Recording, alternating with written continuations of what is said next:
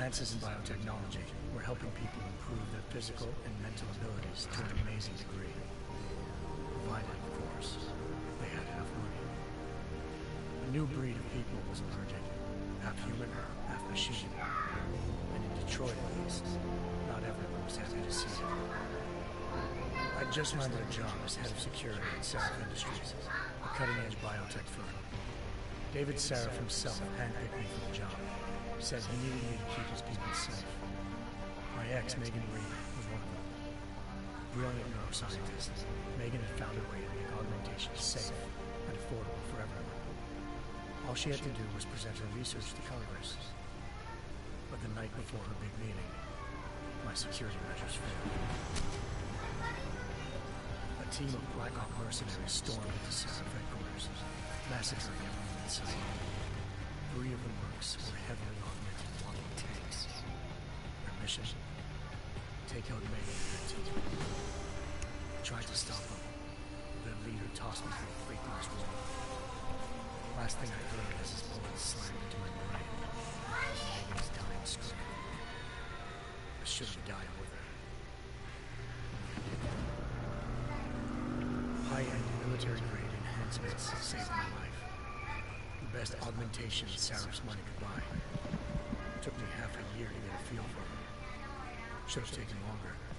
But 6 months into my recovery, Seraph Industries was attacked again. This time, by a radical group of pro-human purists. Violent, militant, and fanatically opposed to human augmentation. They claimed to be members of Humanity Front, a non-profit organization that wanted the UN to limit biotechnology research. The thugs broke into Seraph's factory and found machinists working overtime on a top-secret military augment called the Typhoon. Seraph sent me to retreat. When I did, I found one of the so-called purists next to it, wired with cerebral implants, trying to download its classified specs. Obviously, something more was going on. The AUG killed himself before I could question it. Seraph ordered me to dig deeper, so with the help of Frank Pritchard, Seraph's head of cybersecurity, I did. Turns out a second hacker had been controlling the AUG's actions from somewhere off-site. Pritchard and I tracked his signal to a secret FEMA internment camp in Detroit. The Black Ops mercenaries were there. The same mercs who'd left me for dead 6 months before. Figured they'd try again when they saw me. It wasn't so easy for them this time. I took out a tank named Barrett, even got a big name lead. A penthouse apartment in China. Of course, we both knew it would be a trap in the end.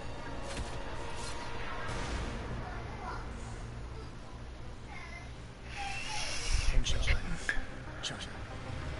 Home to a city so crowded, they had to build a second city on top of it. Trying to find clues in Hengsha wouldn't be easy. Lucky for me, I wasn't alone. Farida Malik, Seraph Industries' ace pilot, had lived in Hengsha before. A good person to have on her side. She knew enough about the place to get me around. Malik dropped me in the lower city, close to the penthouse Barrett had told me about. Bell Tower Associates, a private security firm under contract to the Chinese government, had agents tossing a suite when I arrived. Just not for the reason I expected. Turns out the man who lived there was a criminal hacker named Van Rugen. The same hacker who had been remotely controlling the AUG at Sarah's factory. Van Rugen's panicked decision to force the man to commit suicide had been a mistake. Now his mercenary partners were gunning for him, and I needed to find him before they did. Locating Van Rugen meant playing nice with the Triads, Hengsha's organized crime lords. They had the hacker holed up inside a low-rent capsule hotel. By the time I found him, Van Rugen had no qualms giving up the woman pioneer, Zhao Yunru, president of the Taiyang Medical Corporation. According to Van Rugen, Zhao wanted to monopolize the augmentation industry and had hired Black Ops mercenaries to destabilize the competition. Seraph Industries was at the top of the list. Go shut my bedroom door. Okay. To prove this, I needed to get inside TYM and grab a surveillance hall for server. I suspected Van Rugen was Go check your room. You are, somewhat. Nothing could have prepared me for what I saw. Megan wasn't dead. She and her 4 best researchers had been kidnapped, spirited away somewhere, while their kidnappers made it look like they were dead. Desperate to learn more, I confronted Zhao in her penthouse. She claimed to be a pawn in a bigger plan, and hinted at a group so powerful it controlled global interests at a whim. No, Mommy. Then she slipped into a panic room in My mom's here. forcing me to prepare cases. I figured Zhao Hold on. I can't pause this. part of her confession made sense. I've got to take that box up to Granny's. David It's Sarah perishable and his things. people. So worried, he required all of them to have self-doing locator devices surgically implanted. The GPOs were being broadcast the day of the attack. Zhao sent a single call to Picus. I forgot to get him out today, though. I'm sorry. It's fine. Well, I'm just going to take this box up to Granny's and go get my oil changed. What box? There's a box on the porch. Love you, boys. Shut that door behind me. Okay. As it said, Picus Communications' first lady of news. Mia, come on. One treat. And I told her Eliza was involved in this.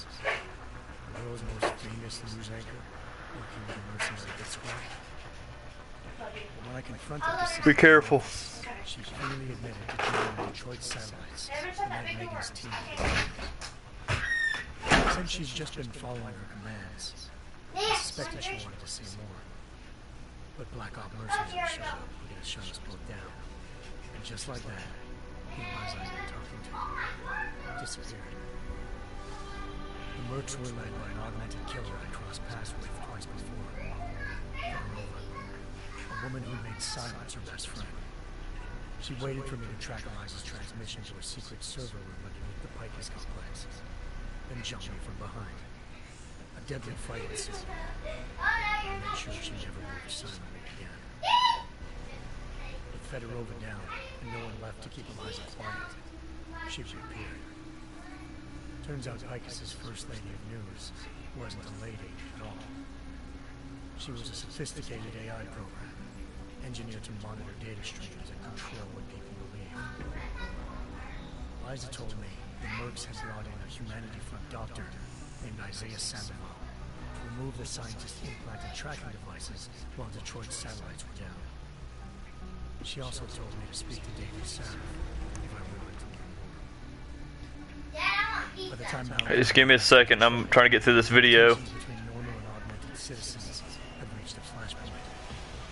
Riots were breaking out in several cities. The UN was being urged to intervene. So what's happened so far? Sarah was trying hard to Hold on. convince Dara, the inventor turned philanthropist who'd once been a leading proponent of enhancement technologies, to help stop a possible regulatory vote.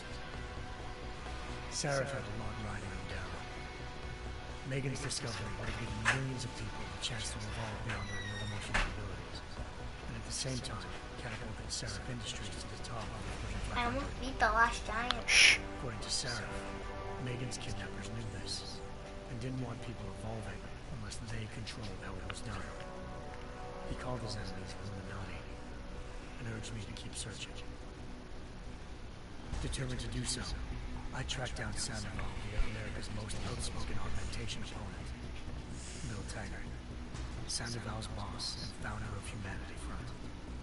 Sandoval admitted to operating on Megan's team when I confronted him, but said he hadn't removed their GPOs. He'd merely switched them to a different frequency. Pritchard was able to trace one of the signals to China. Malik and I immediately took off in pursuit. Unfortunately, the Illuminati were one step ahead. Hey, Dad, almost beat the last giant. Ambushed. Shot out of the sky by Bell Tower Associates, seconds after entering anxious airspace. Malik's pilot was able to save me. I escaped into Bar Asia. The tracking signal I was following led straight to the Triads, or more specifically, to the augmented arm of Tong Si-hun, leader of a gang of augmentation harvesters. Tong said they'd taken the arm off a corpse, which Bell Tower had left at their door. Meaning, at least one of Seraph's scientists was dead.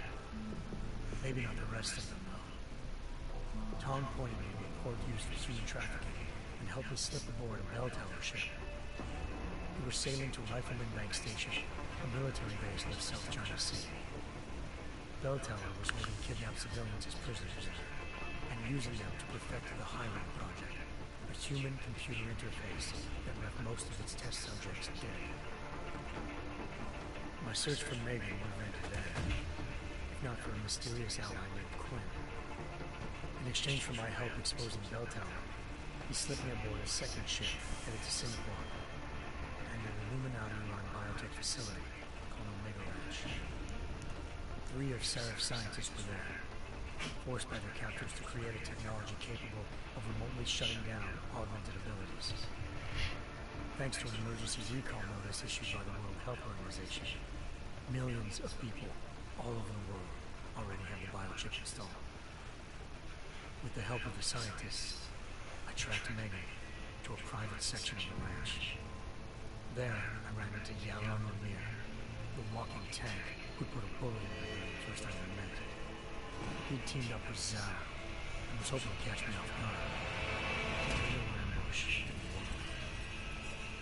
I found Megan in a suite belonging to Hugh Darrow, the billionaire philanthropist who'd Sarah called on for help. Darrow had convinced her to go along with the biochip plan by promising to sabotage the tank. As she was explaining this, Darrow appeared in a global broadcast, telling the world that augmentations would be the death of mankind. Then he activated the biochips to prove his point. All over the world, augmented people flew into a killing frenzy. Darrow had betrayed everyone, and it was up to me to set things right. To do it, I had to reach Panchea, a massive installation in the Arctic Ocean. As I raced through corridors built by an all-augmented workforce, I saw death and destruction firsthand. By the time I shut down Darrow's broadcast, I knew the damage he'd done. Still, humanity's future remained unclear. How would the world react to this sabotage? Would people ever regain their faith in augmentations again? What would be the Illuminati's next move? Only time will give us the answers.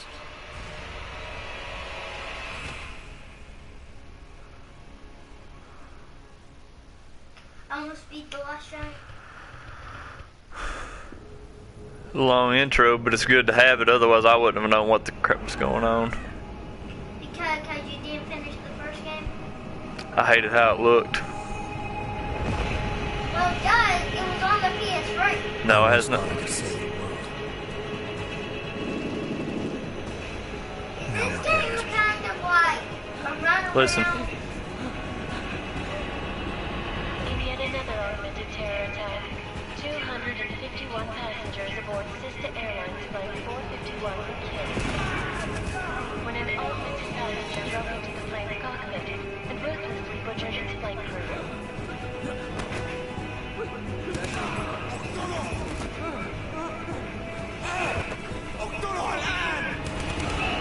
Details recovered from the black box recorder suggest that the man may have been suffering flashbacks to the odd incident.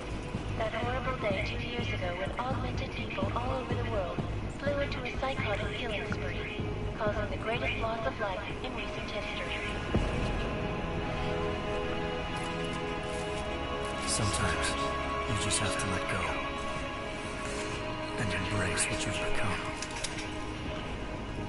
Not gonna go all wonky on us now, Hansa, are you? Well, if I do, McCreary, I guarantee you'll never see it coming. Agent Jensen, am I gonna have a problem with you? No, sir. No reason to assume you would. Good, because you are the only augmented operative on this team, and I intend to make good use of you. Listen up, all of you. We've got a sandstorm barreling down our ass and we can't afford to make mistakes. We're going after this man, an arms dealer named Shepard. He's ex-Bell Tower, one of the Special Forces commanders who disappeared during the incident. And he's come out of hiding. That cannot be good. It's not. He's selling weapons and military-grade augments to terrorists. This is Iran Singh, the undercover agent who lured Shepard out of his hole. Best you see Interpol's got. For 3 years he's worked hard to get in tight with the Jinn, an Iraqi smuggling cartel that's infected the Eastern Hemisphere like a plague. Last week, our arms dealer sent a message to the Jinn, offering to sell them a shitload of black market merchandise dirt cheap. They told Singh to handle the bar. We're not gonna like it when Interpol disrupts that party. Sing's cover really that good? It is right now. We need to keep it that way. This is where the deal's going down. A half-finished high-rise hotel that's been abandoned ever since the incident. It's not a pretty picture inside. Let me guess. Most of the laborers were augmented with heavy-duty industrial rigs.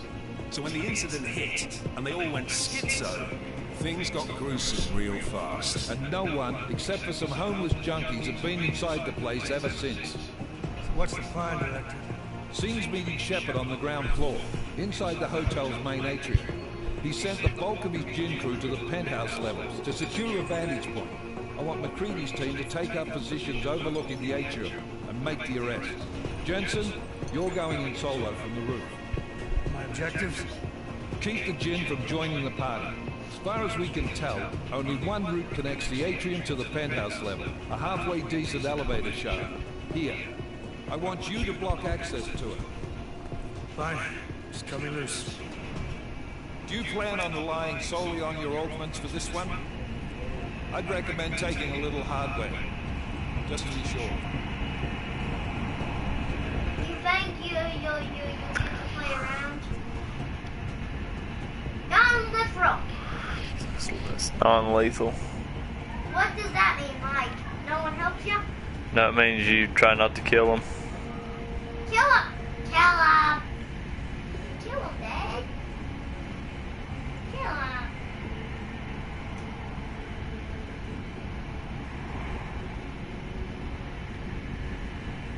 I'll try He's got a not. UC in there. Might be easier to maintain his cover if he's not the only one still breathing when this is done.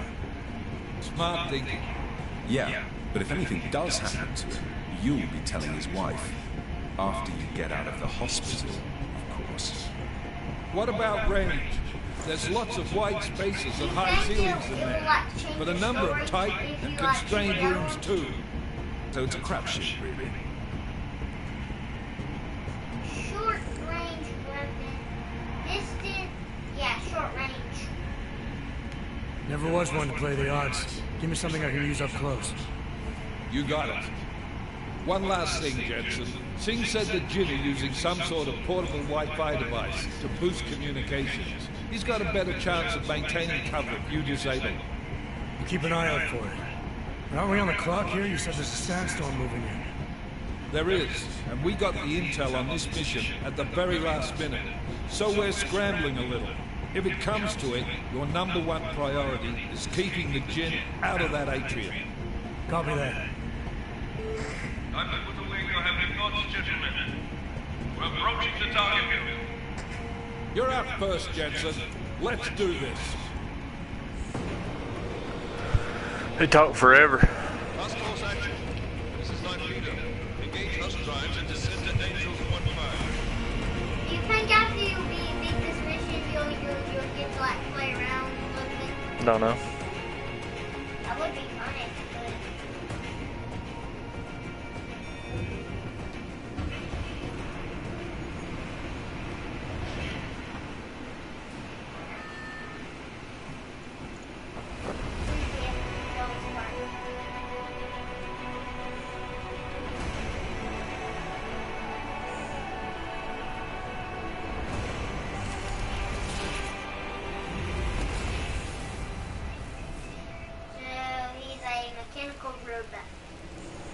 Yeah, he's part human, part machine.